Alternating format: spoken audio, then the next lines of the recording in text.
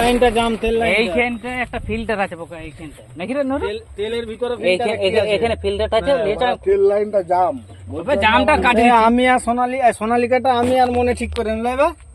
না সানু এলো, সানু এসেনি, সে মাঠকে এলো, মাঠি তো করলো। তেলটা বাড়া পুরো লাইনটা জাম হয়ে গেছে। তেলটা পুরোটা নামাতে হবে, নামিয়ে আর ওই ফিল্টারটা খুলে আর পরিষ্কার করতে হবে, দিয়ে আর একটু তেল ঢেলে দিতে হবে, ওই ধারে যে ময়লাটা আছে পালিয়ে যাবে।